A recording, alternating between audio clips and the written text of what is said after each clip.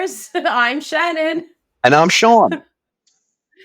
and this is Sinful Cuts. Woohoo! Folk horror! Here we go! Yeah, the last one of the month, right? Of the folk horror month before we begin our next genre. Yeah, no, this is the last one. We're gonna have some fun with Clay McLeod Chapman tomorrow. We're gonna record an episode on a made-for-TV movie called Bad Ronald, which definitely is not folk horror, but it is No. a walking, talking banana split sundae in movie form. So we're gonna throw that at the sinners for the end of the month, and that's gonna be a lot of fun. Yeah, it'd be good, like fun little like intermission episode. I like it. A sorbet to cleanse your palate of folk horror. Before we transition into the next genre. I like it. I'll see myself out. Yeah. No, wait, I can't do this episode by myself. Oh, you can easily do this episode. You can do this whole podcast by yourself. What are you, nuts? And most of our listeners Not true. would like that. No, not true. Not true. Don't listen to him, sinners. With sinners, I'm not going anywhere. I'll fight you all. Every episode, I have to threaten to fight people, and I would They never have to fight somebody. I would never, ever fight ever. All right. So, sinners, before I cartwheel this into the stratosphere, as always, I guess we'll announce the movie we're doing. We're doing Witchfinder General. Yeah, I guess we should do that. Right? How great would it be if we just got 45 minutes in and then we're just like, oh yeah, we're doing Witchfinder General. So this is part of the trifecta, the unholy trinity of folk horror, which is The Wicker Man, which we've done with Emily Hughes and had such a great time. You know what, Shannon, I'll make this awkward for Emily if she's listening right now. I miss her and I want to have her back so soon.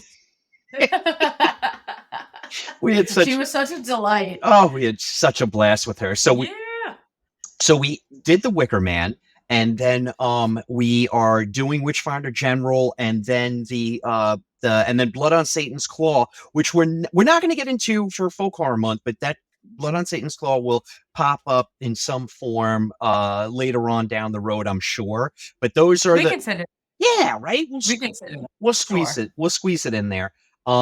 But that, we want to talk about Witchfinder General. I told Shannon before we really get into it, Shannon's going to handle all of the truly historical, yipes, witch torture. So Shannon's going to talk about that in a moment. But what I wanted to do was just take a beat and just talk about the year this movie came out, which was 1968, because it's just, 68. As far as movies are concerned, and history and music, it's just the pot's boiling over, so to speak. So just from a historical perspective, 68 saw the assassination of Martin Luther King and Bobby Kennedy. We had the Tet Offensive in Vietnam. Vietnam was just like, at its apex, which is, horrific in its own right. You had Nixon winning the White House. So politically, there was all sorts of stuff going on in the country. You had at the Chicago Olympics, you had the Black Power salute. So there was a lot of stuff going on socially. There was a lot of stuff going on politically. And I think that is reflected in the movies that we get in 68. You could tie a lot of the political and the social of what's going on in 68 to Witchfinder General. There's a lot of aspects of power run amok, and unease across the land, and it's just interesting. You see it. You absolutely see it.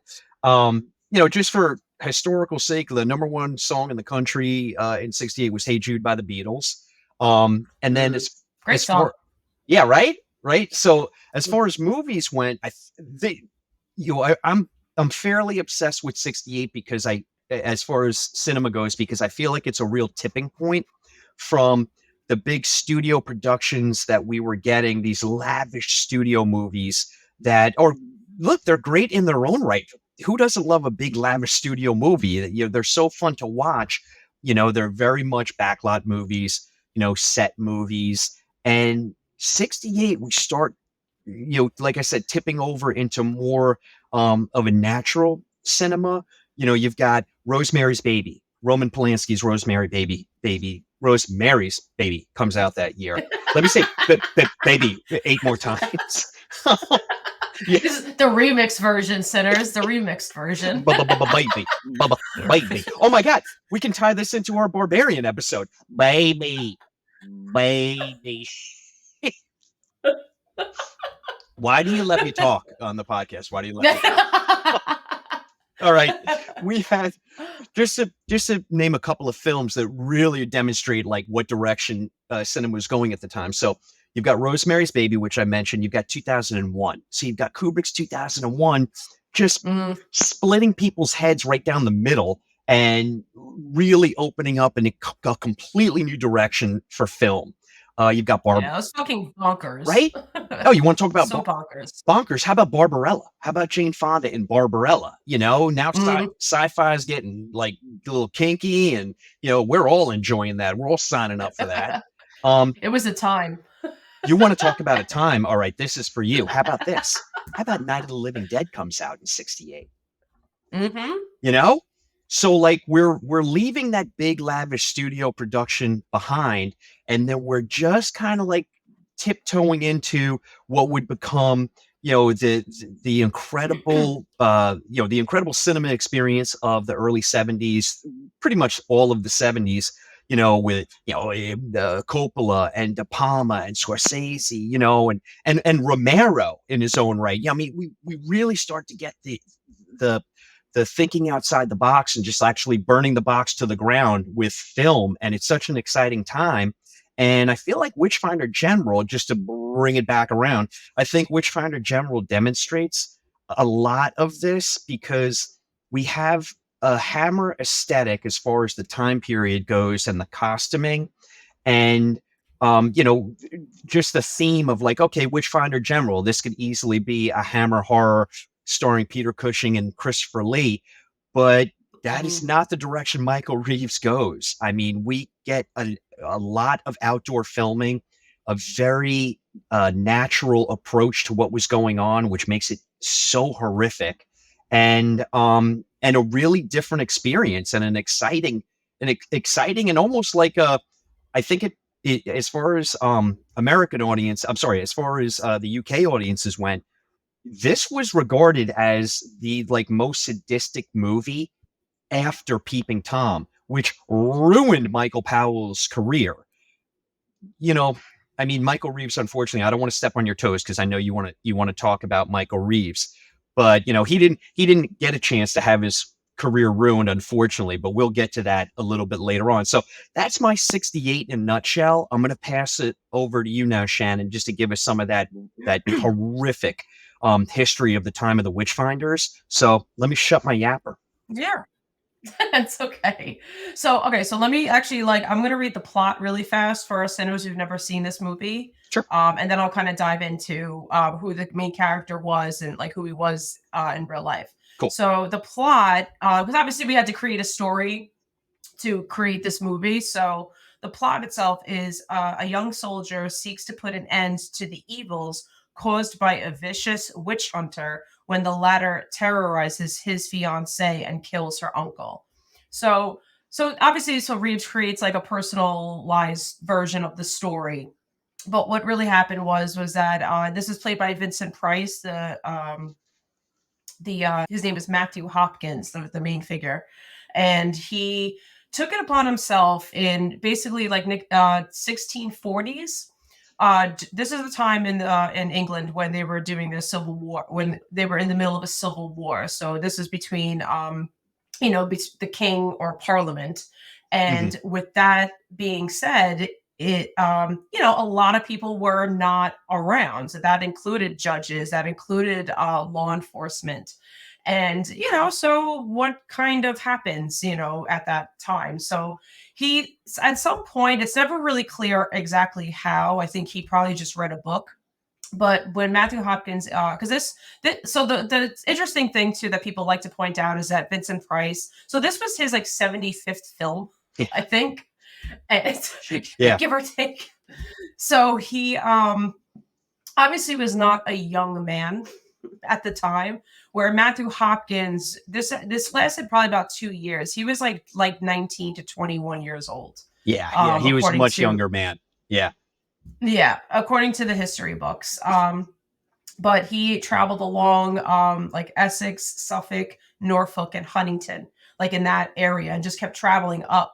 And would just go to villages, claim. I'm sorry, I skipped a part. He ended up getting into like reading a book about the witchcraft and the hypocrisy and things like that. So he started blaming bad things. I think it probably started with like a personal thing.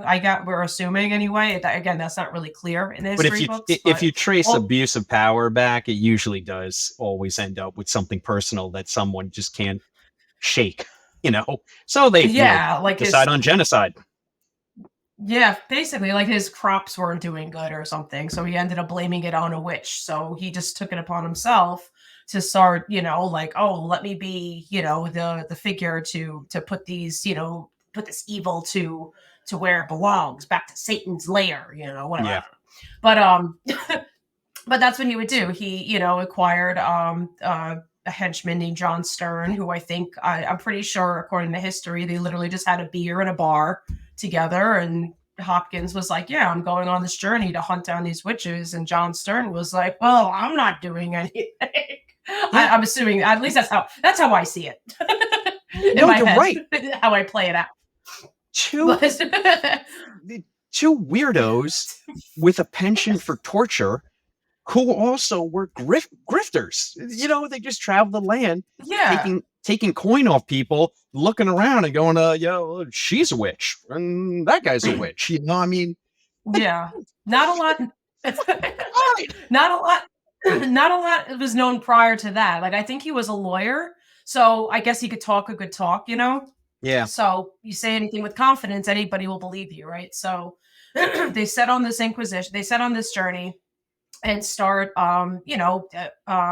traveling village to village. And people, the crazy part is that some people would actually just either come out and confess, or they would start pointing fingers at people, again, because crops were bad, or yeah, freaking, whatever, my husband's been missing because of the war, whatever.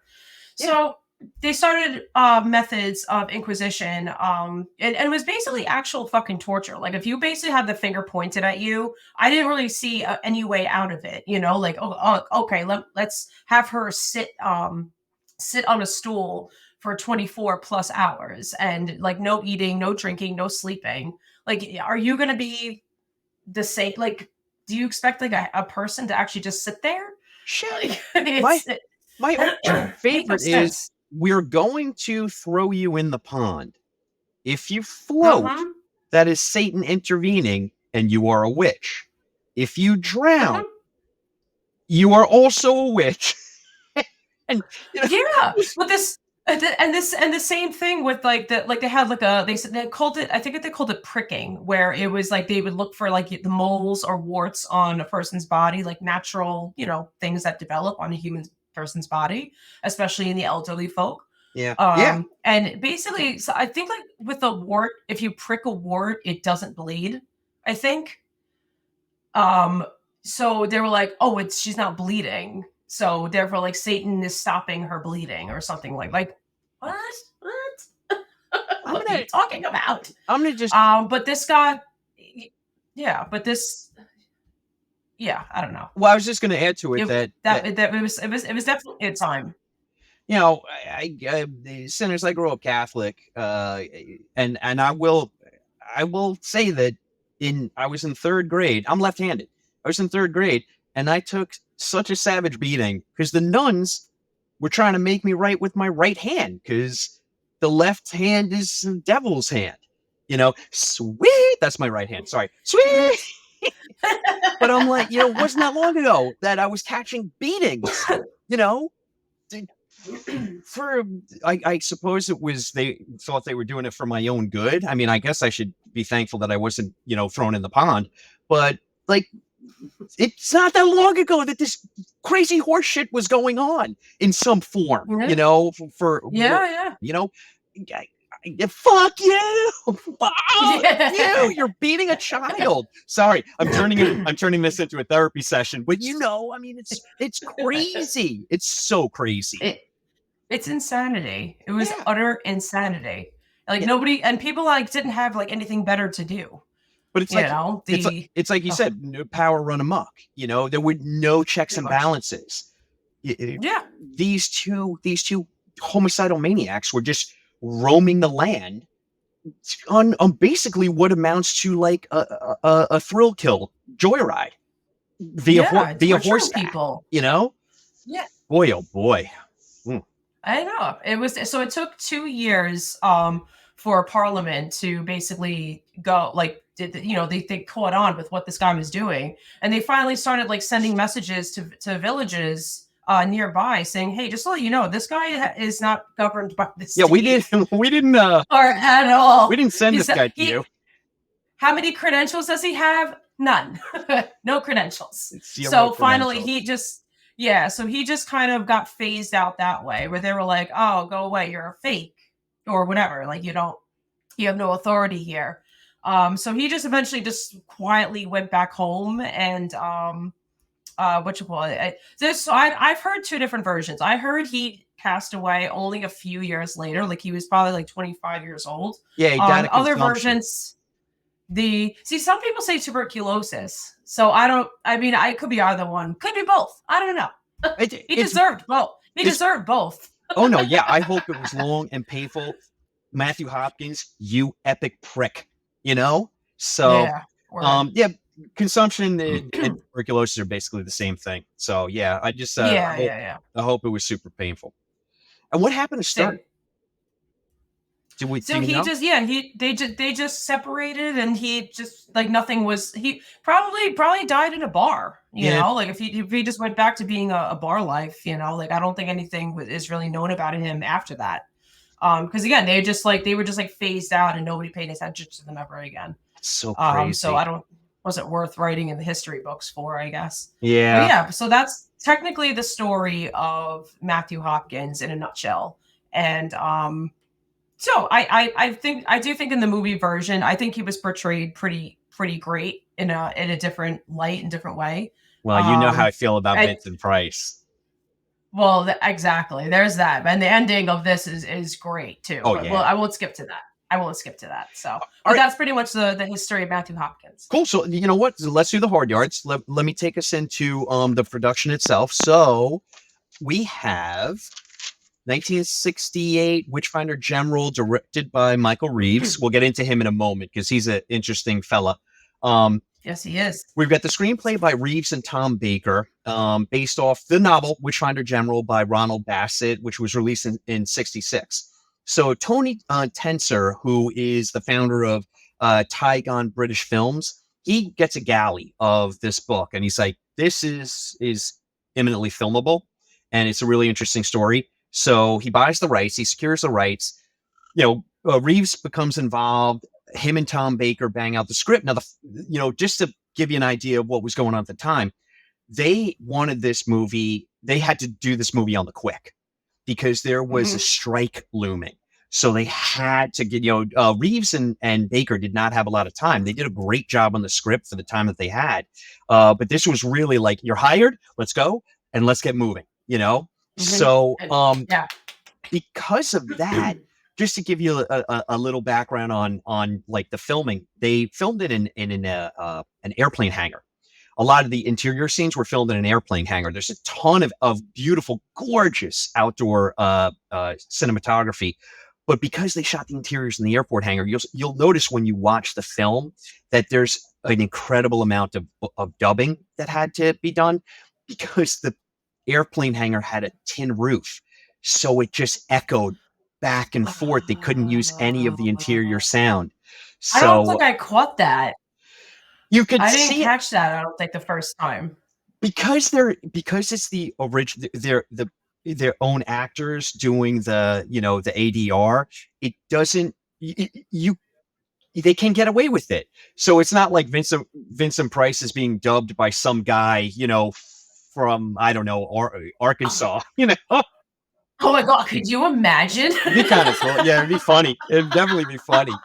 But so, just to give credit to the cinematographer, because this is an interesting gentleman, John Coquelin, and he did such an incredible job that he caught the eye of Sam Peckinpah, who then used him for films going forward.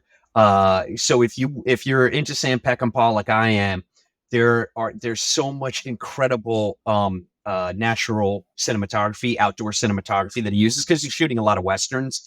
But they're gorgeous. They're absolutely gorgeous. So this guy, I mean, he leaves it up there on the screen. And then you have, yep, like I said, you have Vincent Price as Matthew Hopkins. You had Ian Ogilvy, who played Richard Marshall, and Reeves and Ogilvy were buddies. Ogilvy is actually in every single one of the three projects that Reeves had done. But That- why? Do you want to tell us a little bit about Reeves so we can just clue the sinners in on what happened and why they don't have other Reeves movies to see? Yeah, so he's known for I mean he did like quick like short films or straight to TV things, but he's known for obviously this film Witchfinder General, which is 1968. Before that, this was his last one, right? So he did Yeah. She Beast in Mhm. 1966 and The Sorcerers in 1967. Yeah. So they I mean the when I was looking at the behind the scenes, that they always said that Reeves was always like, they say like he like some people just kind of get into the film industry and eventually want to direct. They were like, this guy popped out infancy, I want to direct films. So apparently it was something that he put out there, and what he accomplished and who he got to speak to in a very short amount of time. I mean, it was very impressive. Right? um yeah, I would think so. But they said like he totally had a knack for it, and he was definitely they feel that we were all robbed of him I agree. way too soon. Yeah, so unfortunately he did pass away. I think he was like 24 or 25 years old. He passed away of an overdose. He definitely had his own personal struggles. Yeah. Which which could have, because he wasn't probably always like the nicest person, I guess. There's He was yeah, not if you want he was not an actor's director. We'll get into it, but he was no. very much a Yeah. technician and yeah. Yeah. Yeah. He like well I know the most infamous thing about this movie is the fact that him and Vincent Price did not get along. And actually I should let me rephrase that. He did not like Vincent Price and made it very known. He Very known wanted to Vincent Price himself. yeah, he wrote the part for Donald Pleasance. Donald Pleasance was Mhm. supposed to play Matthew Hopkins, and it was supposed to be the portrayal was supposed to be Matthew Hopkins is a rather inept person, and is kind of just, falling ass backwards into these situations that aren't really of his own making because he is kind of like a bumbling idiot. And Donald Pleasance could have played the hell out of that. What Oh ha- yeah. what happens is, I agree. yeah. So taking British pictures, they don't have enough scratch. So they reach out to American International Pictures and Roger Corman. I believe they gave him $32,000 to complete Mm. the film. So it's a co-production, and because American International Pictures (AIP) is involved now, they say, hey, look, you know what? One of the stipulations is that we're not going to do Donald Pleasance. You got to use our contract player, who is Vincent Price, who had done all of the Edgar Allan Poe movies and so many AIP pictures, of which I love all of them. So, Yeah. so Reeves gets his nose bent out of shape. I suppose, to be fair, rightfully so, because what kind of creative person who has a vision enjoys the fact that they're told you can't have your person, you have to have this person? Of course, it's going to rub them the wrong way. Now, that's as far as I'll go as far as like defending Matthew Reeves, because that's a tough pill to swallow. But he handled it horribly because Price shows up on set, and to your point, he tells him to his face, "I didn't want you, I didn't choose you, but I'm stuck with you." Now, Price, because as I'm doing research for this, it's not like Price showed up on set and he's like, wait, what do you mean he doesn't want me here? Price had heard that Matthew Reeves didn't want him weeks ago before he even left the Oh. States. And I was not aware of this, but it turns out that a show of good faith or a courtesy is that your director will come and meet the lead actor at the airport. Back then, I suppose. I don't know if that's happening now.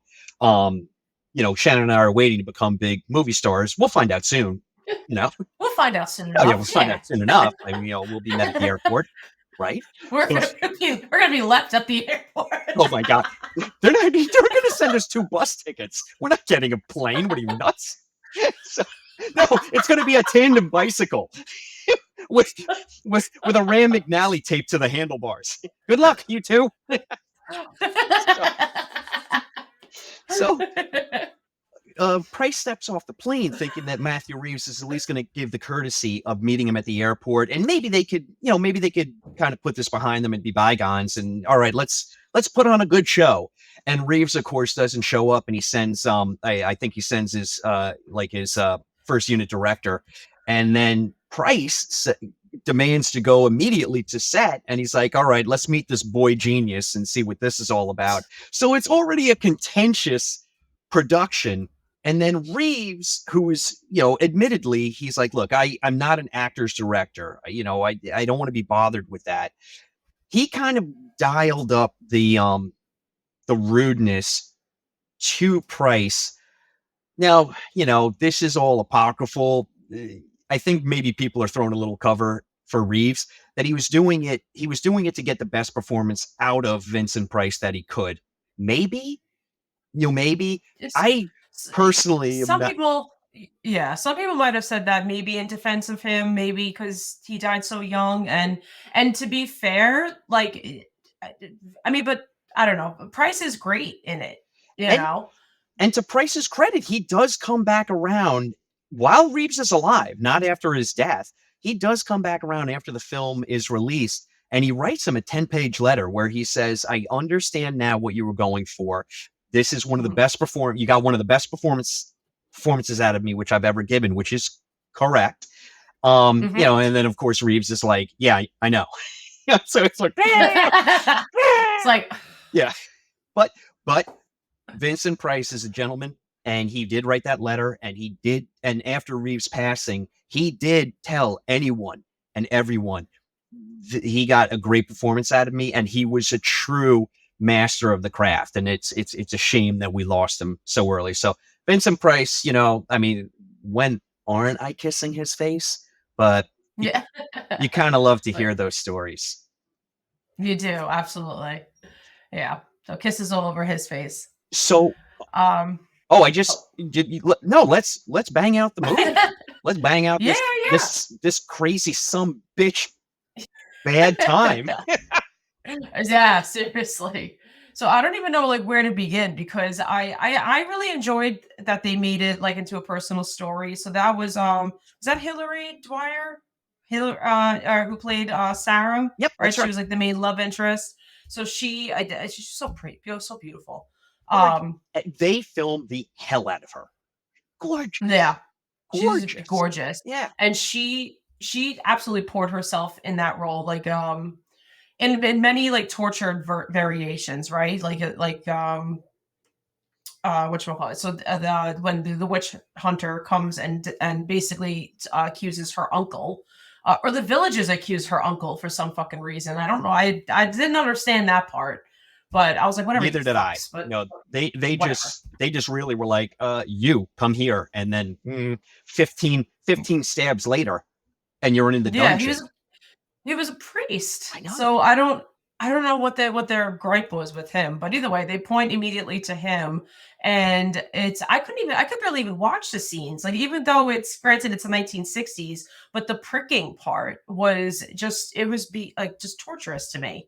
And then they did this thing where they try to do overly exerting and why am I making my words so hard? They're overly exerting that's my job. Exercise. You're like, they are making him climb a trestle. He's going up the trestle. So then they make him run around, the thinking that overly exercises, they could just go on forever. If he gets tired, that's the devil's work or something. What are you talking? What? If you get tired, it's the devil's work. So If you get yeah. thirsty, it's the devil's work. If you fall down, it's the devil's work. You're like, come on. What isn't the devil's work? Like, is there any ability for me to skate this thing? Yeah, seriously. I wonder if anybody tried accusing him of being a witch. Seems like the son of a bitch got away with murder, literally, until consumption, grabbed his ass, and that was the end of that. But Yeah. Once the government got involved and was like, yeah, this isn't our guy. It seems like he just kind of, like you said, he quietly went back to London, and but still got away with hundreds of murders, literally. In a way, yeah, You he know, did. I mean, granted, there was a lot of people, luckily, like hundreds of people, that once they found out that this was happening, they did give these people a retrial, and a lot of them were free to let go. Like it wasn't. Don't get me wrong. Granted, I think definitely over 100 people definitely did lose their lives at the hands of this one man.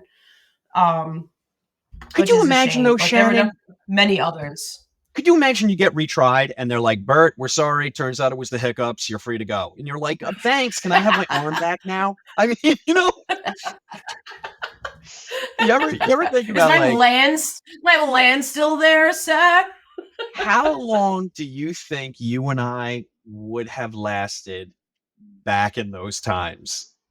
Oh, I would absolutely be the girl on the ladder getting lowered into the fire. Barbecue. Which is Oh, I mean, this movie really did. It shot the hell out of the movie going audience. And yeah, I mean, the censors had a field day with this. Now, the funny thing yeah. is, this movie is released through American International Pictures as a double bill, which I think I wrote it down because I just love the title of it. It was released with The Young, Tie the gun. Evil, and the Savage. What a title.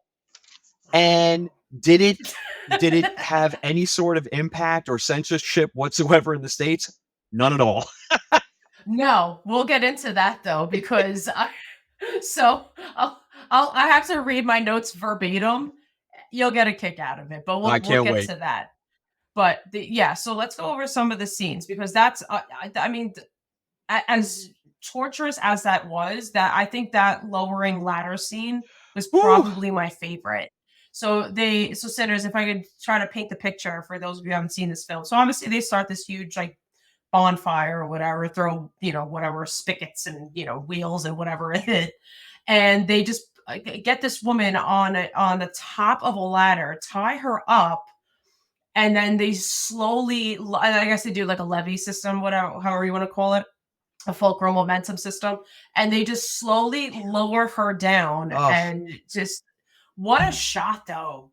It was filmed so good. Again, she's screaming the whole fucking time, and you're just like, oh my god. It brought me back to Game of Thrones. Oh my god, with my god. Okay, the king that died, it was his brother who had the daughter who had grayscale. Stannis. When he sacrificed. Yes. Remember that? When he sacrificed his daughter, yep, and it just ends with like, it's a close-up of him, but you hear her screaming. Yep. Oh, I know. Oh. Okay. All right, so bring that up. Everybody go back and rewatch Game of Thrones. It was so good. So good. Clearly, I love torture. Oh yeah. Well, don't we all? I mean, you wouldn't be listening to this podcast if you didn't love torture. This the torture scenes in this movie, they are, they're shot incredibly well, but they are troubling. This movie's not a good hang. I'll just come out and say it. Should sinners seek this movie out and see it? Absolutely. I mean, as one of the trifecta of the folk horror, movement in the late 60s, early 70s. Yeah, you got to see this movie for sure. But it'll stay with you. It will definitely stay with you. So basically, what we have is, in my opinion, and Shannon, I'm interested to see if you'll agree or disagree. What we basically have after the rape of Sarah and the murder of her uncle, the priest, is essentially a Western. It's Yeah.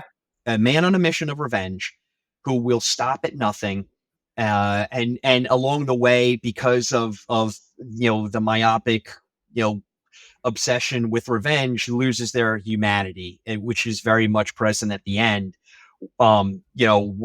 When spoiler alert after I tell you all to watch the movie, but we spoil everything here. So shut this off, watch the movie, and then don't forget to come And back. come back.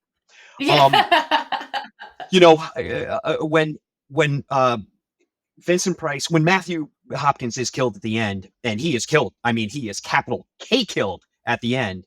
Yeah. Um, Oh yeah. he is just brutally axed to death. And then two of the what do they call them? The Roundheads, the soldiers. One of The them, Roundheads. Yeah. one of them Yeah. actually The does troopers. Yeah. have a moment of compassion and shoots Matthew Hopkins dead. I mean, trust me, sinners, Matthew Hopkins was hella dead already, but he does shoot him. Via axe. And then you have you've got oh my god, what was Richard Marshall. You have Richard screaming, "You took him from me! You took him from me!" He's like, he wants to kill Matthew Hopkins forever. And then Oh yeah. Sarah, who is about to be horrifically tortured, and let's be honest, Sarah, who has been tortured already and raped, and I mean, just like the trauma that this poor woman has gone through, for nothing, for literally Yeah. nothing other than being in the wrong place at the wrong time, and that's it. And here's like, okay, so they have their revenge. Richard has his revenge on Matthew Hopkins at the end, but it's very apparent that these two people are destroyed. There's no Yeah. Oh, yeah. there is no happy ending. The movie literally ends with Sarah screaming as Richard is essentially going mad, Yeah. and it's just like, this movie was such a bummer, and yet so good. And yet so good. But they did. So supposedly they did play with the idea of like a happy ending, and just they travel off into the sunset or It, whatever. it, I'm assuming is how they probably would have dealt with it. it But wouldn't have Reeves felt was like, no. not after what both Sarah, especially Sarah, not after what Sarah's gone through, and Richard, and Richard as well. To have them right off into the sunset, it would have felt so hollow and not genuine whatsoever. This movie had to end this way. Yeah. I think it would have felt fake. Absolutely. Like, Yeah. just like, I don't know. All right, I'm going to put you on the spot because I love to do it and I enjoy it so much. Okay. Give me, if you can, give me a watch along with this movie. What movie has the same sort of like downer vibe, but yet is so good that you just can't you can't look away. Like, you love it. I mean, Oh, okay. Well, does it have to be folk? no, not Or at is all. this just Nope. that ending? Give me a vibe. Just whatever comes to top of mind. 7. Oh, Floyd. Oh, you are getting so many high fives right now. I mean, how do I even? Because that's the first one that pops into my head that I like. It just ends, and you're like, oh yeah. Oh, you. I can't play no my own game. words. You won the game. I can't play my own game. You won the game. Oh, Yay! my goodness. Yeah, I can't even come within a country mile of that vibe. That's so good. Oh, that is so good. Okay, so there you have it, sinners. If you really want to make yourself sad on a rainy day, watch Witchfinder General and then immediately roll into 7. Oh my Yeah. goodness. Oh yeah. Yeah. So good. Oh my, I love it. All right, so yeah, all right, you win. You, like I said, you win. All right, so Yay. so we have the movie. The movie does get released, and unfortunately, we do have Matthew Reeves passes away not long after. It does really make an impact in the UK as Naughty Naughty don't go see this movie, and the censors are just pounce all over it. But Mm-hmm. to his credit, Reeves stands his ground. He does have to make some essential cuts, but for the most part, what we get is 100%, almost 100% his vision, and he doesn't change the ending. He sticks to his guns, and Mm-hmm. yeah, and then it does go on to really. It didn't blow the doors off cinema at the time, but sadly, because of Michael Reeves passing shortly after, it did garner a reputation of you have to see his final, and that is Mm. what motivated people to go see it, and then it starts to gather its reputation that it has today as a true folk horror classic, if not just a cinema classic. I mean, it's just incredibly good movie making up there on the screen. Yeah. Yeah, Do you it's mind? filmed really, really well. Do you mind talking about what happened in America when it came out? So, this is what I wanted to read verbatim. So, Uh, okay, so you find out, so Americans find out about this movie, the new Vincent Price movie, mhm. if you will. So, because he just came from the string of making all those Edgar Allan Poe films, they so when if you look it up over here, which I mean, granted, thanks to the internet, I mean it comes up as both. But I remember when I first looked into this movie, I was actually a couple of years ago, and I didn't watch it then because I was so confused. Right? But it kept coming up as the Conqueror Worm. I thought So there were two that different movies. so did I. And then when I kept IMDbing it, it kept rerouting me. And I'm like, what is happening? Like, it's so I didn't get it. Then I found out it was a stupid marketing ploy. I wrote down, I wrote down verbatim, bad choice. because, because, because it just confused the shit out of everybody. It's And okay. So the still Conqueror does. Worm, yes, clearly it confused me. But the Conqueror Worm Center, so that's one of an Edgar Allan Poe story. Except this has nothing to do with Edgar Allan Poe or that Nothing to do with story. it. Nothing to do with Poe at all. Or But then like this is bad choice. quintessential Roger Corman, and I do love it. I do love I do love it. He's just like Conquer Worm, Poe. Yeah, another movie has nothing to do with it, but we got Vincent Price in it, and we'll make a buck. So there's something else. I'm so stupid. There's something else I want to talk about, and I actually wrote down also a bad choice. but I found this to be really interesting. So when the video version in America also came out, Okay. they changed the whole music. So the composer for the Really? original film, the actual composer that we hear, right? You're gonna like this. You're gonna love this. So that was Paul Ferris. Okay, And that music he is wrote very that. good, It's beautiful. right? It's absolutely beautiful. So yeah, I'm sure like if you watch it, like I watched it on YouTube, or Tubi, one of those, one Yeah. of the tubes. Yeah, I don't know. It's we love you, Tubi. and yeah, and it definitely wasn't the music that they described. So like apparently when it came to America, the video version, it was like a synth. How stupid! Oh my god! This is right, so dumb. And here's the thing too. Paul Ferris is in the movie. Get out! He's okay. So my favorite scene with the woman with the lowering of the ladder, the blah blah blah, the her husband. No, that's him. That's Paul Ferris. So imagine Mr. Ferris walking around going, "Yeah, I was in the film actually, and I did the composure." You know, and that's I think he likes to talk. I'm not making fun of you, Mr. Ferris. Sinners, it was like Paul Ferris was in the room with me. What? What? But then but you pick up this fucking video version and you're like, why would you go with synth? And he's like, that is yeah, like, and then he's like, no, he invites his friends that's over. not what you He's like, you guys gonna love the score that I did, and it's like, oh, poor Paul, So poor Paul. Oh, my new mouth is coming next week. Words. Get excited. Words. But Oh, I found that really interesting. But I wrote down, yeah, also bad choice. yeah, two Like, monumentally bad choices on the American side. yeah, god damn it, our country is so dumb sometimes. Okay, yeah, all right, you're getting high five for that one too. Okay, I have to do this to you, only because you won that last game so quick and so easy. Give me your and it doesn't have to include this movie. You be fair now.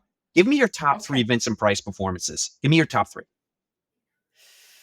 Okay. So I like oh my god. I'm gonna get I often get them confused sometimes with Hitchcock, and I don't know why. Like the titles, like not the actual No, I films. could totally get that. I could totally get that because all the So titles are very dramatic. right. So I definitely like House on Haunted Hill. Um what else is there? What else? So I definitely like that. I kind of have to go with Edward Scissorhands because I mean, come All on. right, no, I love it. I I absolutely mean, love it. I get it's not like he's not in it too much, but he actually his like death scene in that it scared the shit out of me. And that's his Um, final performance, right? I think that's possibly his I final. think so. I think so. I think so. How much do you love And Tim also, Burton for doing that, though? How much do you love oh that? yeah, Right? absolutely, All he was right. perfect for that. Like small role, but perfect. Fun facts: he was in The Great Mouse Detective, by the way, as Professor Radigan. Can't even tell you how he much I was love that fact. I did not know that, but that makes me he so was happy. he was the villain in that Disney film. Oh, I love it. So I'm trying to remember. So I'm actually looking up the movies right now because there's definitely one that like I remember I loved, and Lord forgive me that I cannot remember the name of it right Okay. now. Can I buy you some time by giving you my three? Absolutely. All right. So I am going to give honorable mention to House on Haunted Hill because I truly, truly love him in that. That is like, Mhm. that is just like sexy, suave Vincent Price, and the movie is so much fun. And it's also like Oh, the best I picture, just the remembered. best shot of Vincent Price ever, the best still where he's by that like cobwebby candelabra and he's kind of like leaning forward. I'll put it in the show notes and it'll probably be all over this episode. So that gets honorable mention though. But my absolute favorite Vincent Prices are Theater of Blood, uh, Yeah. the abominable Dr. Fives, and I love him in that. Even though I mean it's a lot of prosthetics, but just his voice acting in that is great. Just hearing him say Volnavia, I just could listen to that on a loop forever. And then I just remembered mine, all by right, the way. let me hear it because I cut you off. So you finish your. No, it's fine. It's at House of Wax. Oh, you stole my like third. Oh, flew that's flew out good of my though. head. That's Kismet. That's our third is the same one. He is so friggin' good in House of Wax. And then of course I will give another honorable mention. This is not a movie of Vincent Price, but it's such a huge part of my life and it means so much to me. And that is when he did his guest starring spot on the Muppet Show. And he's talking to Kermit, and then Kermit turns into a vampire and bites Vincent Price on the neck, and then Vincent Price turns into a vampire. And I think I was like 9 years old, and I flew out the window. So I was lighter than air. And if I'm ever feeling, I'm looking at I have a portrait of it that I'm looking at right now. And if I'm ever feeling down and I'm ever having a moment where like, fucking job or life is just too much, I just think of that moment on the Muppet Show and I'm immediately better. What a great day to be alive that day. Oh God. I mean, it's just like, Kermit turning into a vampire. They just can't get any better than that. And then have Vincent Yeah, Price right there. seriously. Yeah. I mean, come on. So Come I on. I took us from from witch finding and torture to somehow landing on the Muppet Show circa 1979. But for the Simple Cuts podcast, it feels right. It does feel right. Sinners, if you're tuning in right now, you really should go back and see how this whole started. Right? So the overall message, movie good, witch finding bad, torture very bad. Very Um bad. and we love folk horror. we're buttoning up our folk horror month right now, and we're getting into some exciting. I'm not going to give it away, but April is, of course, a complete banger, and we're going to have so many good movies. But before we get to that, we are giving you the gift of Clay McLeod Chapman talking about the wackiest made-for-TV movie you're ever going to put your eyeballs on, and that is Bad Ronald. So I really enjoyed that one. I can't wait to talk about it. it's so frigging nuts. And yeah, it's just so nuts. And all I can think of while watching the movie is Ronald must smell so bad. So bad. But we'll get into it. We'll get into it with Clay. We'll get into it. Yeah. Exactly. So did you have anything else you wanted to add to our old Witchfinder? I think I said all my stuff. Honestly, Yeah, I think I'm good. It's like we said, it's a solid film. If you're into horror, you really do you got to see it. And if you're into folk horror, I mean, there's no excuse. It's got to be part of your homework, happy homework. But yeah, I mean, I don't know about you, Shannon, but I really enjoyed Folk Horror Month. I really enjoyed the guests that we had as well. So I did too. Thank you to their incredible contribution to the podcast. Here's the part that I suck at. No, I'm not dragging Shannon down with me. I suck at this. Please follow us on Instagram, where you can find us at Simple Cuts, which is CINEFUL.CUTS.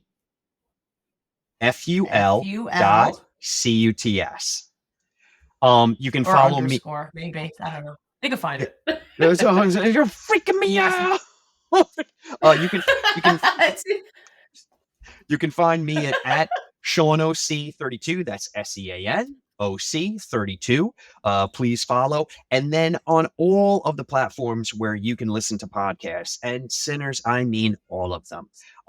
Please rate and review us. It helps us become better podcasters.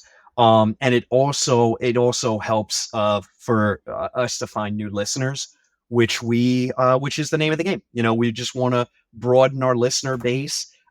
We know that we're a nice little secret for all of you, but please share that secret to anyone who listens. Let's all have a good time. Why not? Exactly. I think, yeah, so spread the word. And I can't do anything until what she's contractually obligated to do every episode. And that's a cut. Oh, folk horror, witches rule. I don't know.